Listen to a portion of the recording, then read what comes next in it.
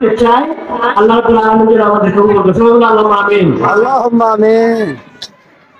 ইমানের পথে অবিচল থেকে, ইমানের পথে অবিচল থেকে মরণ আমার যেন হয়। বলি না আমরা, মানে আমাদের ইমানের পথে অবিচল থেকে আমাদের মরণ যেন হয়, এই আশে আমরা আল্লাহ রাব্বুল আলামিনের কাছে করি। যাই হোক মোহতারাম হাজিরিন, আমি আপনাদের সম্মুখে সূরা মুমিনুন থেকে 4টি আয়াত তেলাওয়াত করেছি। ওই আয়াতগুলোতে আল্লাহ রাব্বুল আলামিন মুমিনের গুণাবলী উল্লেখ করেছেন। কার গুণাবলী? কে মুমিন হতে পারে, মুমিনের গুণাবলী উল্লেখ করেছেন। এখানে আল্লাহ রাব্বুল আলামিন 7টা গুণ উল্লেখ করেছেন। কয়টা গুণ? 7টা গুণ। কিন্তু আমি সবগুলো আলোচনা করব না, এখানে 2 থেকে 3টা পয়েন্ট আমি আলোচনা করব। 7টা গুণ আলোচনা করলে অনেক সময়ের প্রয়োজন। আমি 2 থেকে 3টা গুণ নিয়ে আমি আপনাদের সম্মুখে আলোচনা করব ইনশাআল্লাহ। ওমা তাওফীক ইল্লা বিল্লাহ। করতে থাকেন। আল্লাহ রাব্বুল আলামিন মুমিন কারা এখানে উল্লেখ করেছেন। এই গুণগুলোর মধ্যে থেকে আমরা বুঝতে পারবো যে আমরা আসলে মুমিন কিনা, আমরা মুসলমান কিনা, খাঁটি ইমানদার হতে পেরেছি কিনা। আমাদেরকে এখানে উল্লেখ করলে আপনারা বুঝতে পারবেন যে আসলে আমরা কতটুকু ইমানদার। কুরআনের কারিমে মুমিনুন নামে যে সূরা এখানে আছে 18 পারায়, আবার মুনাফিকুন নামে সূরা আছে। কি বলছি? মুমিনুন নামে যেমন সূরা আছে, আবার 28 পারায় মুনাফিকুন নামে সূরা আছে। কি নামে? মুনাফিকুন। বলুন কি নামে? মুনাফিকুন নামে সূরা আছে। ওইখানে আল্লাহ রাব্বুল আলামিন মুনাফিকদের চরিত্র কেমন হয় তা উল্লেখ করেছেন। মুনাফিক কিন্তু কোন খ্রিস্টান, কোন হিন্দু, ইহুদি, নাসারার পক্ষ থেকে আসে না। মুনাফিক কিন্তু মুসলমানদের মধ্য থেকে মুনাফিক বাইর হয়। কি বলেন ঠিক কিনা? মুনাফিক মুসলমান যারা দাবি করে তাদের মধ্যেই মুনাফিক, তারাই মুনাফিকের মধ্যে যারা আল্লাহর কাজ যথাযথ পালন না করে, তাদের যে গুণ, মুনাফিকের যে বৈশিষ্ট্য, এগুলো আল্লাহ রাব্বুল আলামিন সূরা মুনাফিকুনে উল্লেখ করেছে। ঠিক আছে? তো আল্লাহ রাব্বুল আলামিন এই আয়াত উল্লেখ করেছেন কদ আফলাহাল মুমিনুন। আল্লাহ রাব্বুল আলামিন বলেন অবশ্যই মুমিনগণ সফলতা অর্জন করেছে। কে অর্জন করেছেন সফলতা? মুমিনগণ।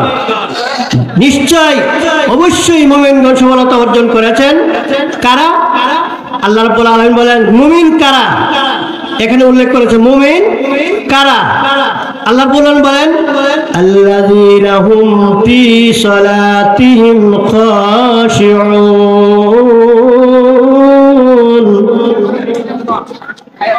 মুমিন হলো তারা যারা ফী সালাতিহিম খাশিউন, যারা নামাজের ব্যাপারে বিনয়ী, যারা নামাজের ব্যাপারে খুশু অর্জন করেছে, যারা নামাজ সঠিকভাবে আদায় করে, খুশুর মাধ্যমে যারা নামাজ আদায় করে, তারা হলো মুমিনের অন্তর্ভুক্ত। তাহলে মুমিনের 1 নম্বর গুণ কি? নামাজ আদায় করতে হবে একবারে বিনয়ী, খুশুর মাধ্যমে। কিসের মাধ্যমে?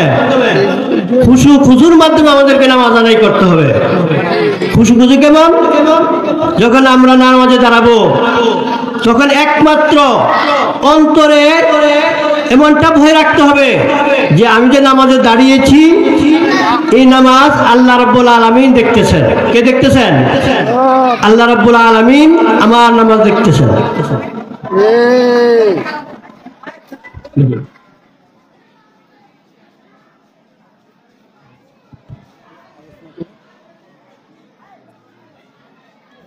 তাহলে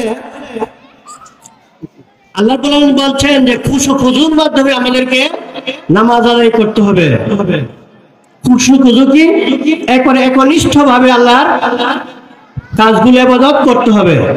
হাদিসে রাসূল করিম সাল্লাল্লাহু আলাইহি ওয়াসাল্লাম বলেছেন আনতা আবুদুল্লাহ কান্নাকা থামা।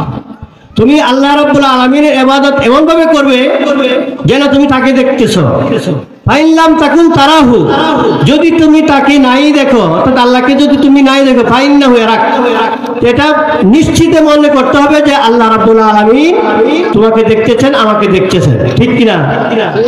কারণ প্রত্যেকটা কাজ যে যাই করি না কেন, প্রকাশ্যে করি অথবা গোপনে করি, রাত্রিবেলা করি অথবা দিনের বেলা করি, সব সময় আমরা যে যাই করি না কেন আল্লাহ রাব্বুল আলামিন সবগুলো দেখেন। এই জন্য আল্লাহ রাব্বুল আলামিন অন্যত্র বলেছেন, وَأَسِرُّوا قَوْلَكُمْ أَوْ اجْهَرُوا بِهِ وَأَسِرُّوا قَوْلَكُمْ أَوْ اجْهَرُوا بِهِ إِنَّهُ عَلِيمٌ بِذَاتِ الصُّدُورِ।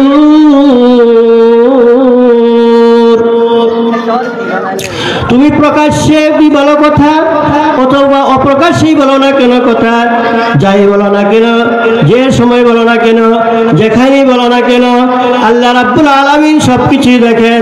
তিনি অন্তর্যামী, তিনি অন্তরের খবরও রাখেন, ঠিক না? তিনি অন্তরের খবরও রাখেন। কে কি অন্তরে কি ভিতরে কি লুকায়িত আছে, কার কি লুকায়িত আছে, সব কিছু ব্যাপারে আল্লাহ রাব্বুল আলামিন পরিপূর্ণ ওয়াকিফ রয়েছেন। তাহলে আল্লাহ রাব্বুল আলামিন যেহেতু আমাদের যাবতীয় সব কিছু জানেন, তাহলে আমাদের যে কোনো ইবাদত, হোক নামাজ, হোক রোজা, হোক হজ, হোক যাকাত, যাই করি না কেন সব কিছু আল্লাহকে সন্তুষ্ট করার লক্ষ্যই করতে হবে। এবং আল্লাহ যে দেখেন এবং আল্লাহ যে সব কিছু শুনেন, এই ব্যাপারে আমাদের অন্তরে পরিপূর্ণ আস্থা এবং বিশ্বাস থাকতে হবে।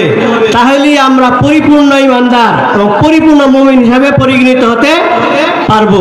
আল্লাহ রাব্বুল আলামিন আমাদেরকে যেন পরিপূর্ণ ইমানদার হয়ে আমরা মরণপণ পর্যন্ত, যতদিন পর্যন্ত আমরা পৃথিবীতে থাকবো ততদিন পর্যন্ত যেন আমরা পরিপূর্ণ ইমানদার হয়ে বেঁচে থাকতে পারি এবং আখিরাতে যাতে আমরা সফলতা অর্জন করতে পারি এবং আল্লাহ রাব্বুল আলামিনের যে জান্নাত, আমরা সেই জান্নাত পাইতে পারি। আল্লাহ রাব্বুল আলামিন যেন আমাদেরকে সেই তৌফিক প্রদান করেন। সবাই বলে আল্লাহুম্মা আমিন। ওয়া আখিরু আলহামদুলিল্লাহি রাব্বিল আলামিন। আসসালামু আলাইকুম ওয়া রাহমাতুল্লাহি ওয়া বারাকাতুহু। আলাউদ্দিন আইএমসি মিডিয়া, কুরআন হাদিসের কথা বলে।